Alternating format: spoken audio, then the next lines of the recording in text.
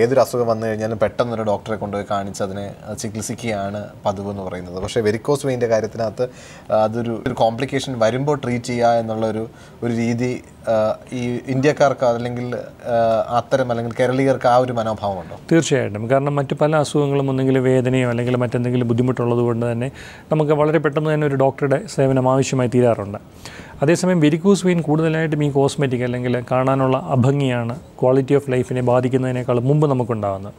നമ്മുടെ കേരളത്തിൽ സ്പെസിഫിക്കായിട്ട് പറയുകയാണെങ്കിൽ നമ്മളുടെ വസ്ത്രധാരണ രീതി ഒന്നെങ്കിൽ സ്ത്രീകളാണെങ്കിൽ സാരി അല്ലെങ്കിൽ ചുരിദാർ, പുരുഷന്മാർ മുണ്ട് അല്ലെങ്കിൽ പാൻസ് ഉടുക്കുന്നതുകൊണ്ട് ഇത് വലുതായിട്ട് പുറമേ കാണുന്നില്ല. അത് വർഷങ്ങളോളം ഈ വെരിക്കോസ് വെയിന് മറ്റ് ബുദ്ധിമുട്ടുകളൊന്നും ഇല്ലാതെ കൊണ്ട് നടക്കുകയും അതിൻ്റെ കോംപ്ലിക്കേഷൻസ് ഡെവലപ്പ് ചെയ്യുന്ന സിറ്റുവേഷൻ, അതായത് ഒരു സ്റ്റേജ് 4 or 5 മാത്രമാണ് പലപ്പോഴും മെജോറിറ്റി രോഗികളും ഡോക്ടറുടെ സേവനം തേടുന്നത്. വർഷങ്ങളായിട്ട് നമുക്കുണ്ടാകുന്ന ചികിത്സ അല്ലെങ്കിൽ നമ്മുടെ ഗോൾഡ് സ്റ്റാൻഡേർഡ് ഓഫ് ട്രീറ്റ്മെൻറ്റ് ഓപ്പണായിട്ട് മുറിവുണ്ടാക്കി ആ വെയിൻ എടുത്ത് കളയുന്നതാണ് സ്ട്രിപ്പിംഗ് എന്ന് പറയും. പക്ഷേ ഇപ്പോൾ എല്ലാം തന്നെ താക്കോൽ ദ്വാര അല്ലെങ്കിൽ മിനിമലി ഇൻവേസീവ് ട്രീറ്റ്മെൻറ്റിൻ്റെ കാലമാണ്. നമുക്ക് വെരിക്കോസ് വെയിന് വളരെ ഇഫക്റ്റീവായിട്ടുള്ള താക്കോൽ ദ്വാര ശസ്ത്രക്രിയയുണ്ട്. അതിനെ റേഡിയോ ഫ്രീക്വൻസി അബ്ലേഷൻ എന്നാണ് പറയുന്നത്. നമ്മളുടെ പഴയ കൺവെൻഷണൽ സർജറിയായിട്ട് കമ്പയർ ചെയ്യുമ്പോൾ ഒരുപാട് അഡ്വാൻറ്റേജ് ഉള്ള ചികിത്സാ രീതിയാണിത്. എന്താണ് നമ്മൾ നമ്മൾ ഏറ്റവും ലേറ്റസ്റ്റ് ആയിട്ടുള്ള ട്രീറ്റ്മെൻറ്റിൽ എന്ത് കാര്യങ്ങളാണ് നമ്മൾ ചെയ്യുക? തീർച്ചയായിട്ടും നമ്മൾ ആദ്യത്തെ ചോദ്യത്തിൻ്റെ ഒരു ഉത്തരം ഇതായിരുന്നു, നമ്മൾ എന്തുകൊണ്ടാണ് രോഗികൾ പലപ്പോഴും ഡോക്ടറെ സമീപിക്കാനായിട്ട് താമസിക്കുന്നതെന്നുള്ളത്. കാരണം നമുക്കെല്ലാം അറിയാം, വെരിക്കോസ് വെയിൻ എന്ന് പറയുന്നത് അതൊരു അനാറ്റമിക്കൽ, അതായത് ഒരു സർജിക്കൽ ഡിസീസ് ആയതുകൊണ്ട് അതിന് മരുന്നുകൊണ്ടുള്ള ചികിത്സയില്ല. അപ്പോൾ രോഗികളിലൊക്കെ തന്നെ ചിന്താഗതി എന്ന് പറഞ്ഞാൽ ഓക്കെ, ഡോക്ടറിനെ കണ്ടു കഴിഞ്ഞാൽ ഉടനെ അത് ഓപ്പറേറ്റ് ചെയ്യപ്പെടേണ്ടി വരും. കാരണം ഡെഫിനറ്റാണ് ഒരു കോംപ്ലിക്കേഷനോ അല്ലെങ്കിൽ അതിൻ്റെ സിംറ്റംസ് കൂടിയിരിക്കുകയാണെങ്കിൽ നമുക്ക് സർജറി അല്ലാതെ മറ്റു മാർഗ്ഗങ്ങളില്ല. അങ്ങനെ സർജറി ചെയ്യുമ്പോൾ പലപ്പോഴും രോഗികളുടെ ശരീരത്തിൽ അവരുടെ കാലുകളിൽ ഒരുപാട് മുറിവുകൾ ഉണ്ടാക്കുകയും ആ വെയിൻ എടുത്ത് കളയുകയും ചെയ്യേണ്ടത് ആവശ്യമായിട്ട് വരും നമ്മുടെ പഴയ ചികിത്സാ രീതി അനുസരിച്ച്. സർ, ഈ വെരിക്കോസ് വെയിൻ സർജറിയുടെ റിസൾട്ട് എപ്രകാരമാണ്? നമ്മൾ എപ്പോഴാണ് ഇതൊരു ട്രീറ്റ്മെൻറ്റ് എടുക്കേണ്ടി വരിക? നമ്മളൊരു ട്രീറ്റ്മെൻറ്റ് എടുത്തു കഴിഞ്ഞാൽ എത്ര കാലയളവെടുക്കും നമ്മളൊരു നോർമൽ ആക്ടിവിറ്റീസിലേക്ക് പോകാനായി? തീർച്ചയായിട്ടും നമ്മൾ അസുഖമുണ്ട് എന്ന് സ്ഥിരീകരിച്ചു കഴിഞ്ഞാൽ ആ രോഗിയുടെ മറ്റ് മെഡിക്കൽ സിറ്റുവേഷൻസും കൂടെ കൺസിഡർ ചെയ്തതിന് ശേഷം അവർക്ക് ഏറ്റവും, ഞാൻ നേരത്തെ സൂചിപ്പിച്ചതൊരു എമർജൻസി അല്ല, എന്നാലും ഒരുപാട് കാല താമസമില്ലാതെ തന്നെ അതിൻ്റെ ചികിത്സ ചെയ്യേണ്ടതാണ്. ഒന്ന്, ചികിത്സയുടെ റിസൾട്ട് പല കാര്യത്തെ ആശ്രയിച്ചിരിക്കും. ഒന്ന്, നമ്മൾ ഏത് സിറ്റുവേഷൻ അല്ലെങ്കിൽ ഏത് സ്റ്റേജിലാണ് ഇതിനെ ട്രീറ്റ് ചെയ്യുന്നത്. ഇപ്പം ഞാൻ ആദ്യം സൂചിപ്പിച്ച പോലെ തന്നെ ഏർലി സ്റ്റേജ് ആണെങ്കിൽ വളരെ നല്ല റിസൾട്ടാണ്, ഓൾമോസ്റ്റ് നിയർ നോർമലായിട്ടുള്ള റിസൾട്ട് നമുക്ക് അച്ചീവ് ചെയ്യാനായിട്ട് പറ്റും. അതേസമയം ഈ പറഞ്ഞ പോലെ കോംപ്ലിക്കേഷൻസ് കഴിഞ്ഞിട്ട്, അതായത് അൾസർ, വ്രണമുണ്ടാകുക അല്ലെങ്കിൽ ബ്ലീഡിങ് ഉണ്ടായതിനു ശേഷം വരുന്നതാണെങ്കിൽ പലപ്പോഴും 70% മുതൽ 80% വരെ മാത്രമേ നമുക്ക് അതിൻ്റെ റിസൾട്ട് അച്ചീവ് ചെയ്യാനായിട്ട് കഴിയുകയുള്ളൂ. ബാക്കിയുള്ള സ്റ്റേജുകൾ ഈ പറഞ്ഞ 100-നും 80-നും ഇടയ്ക്കായിട്ടുള്ള റിസൾട്ട്സാണ് പലപ്പോഴും നമുക്ക് അച്ചീവ് ചെയ്യാൻ കഴിയുന്നു.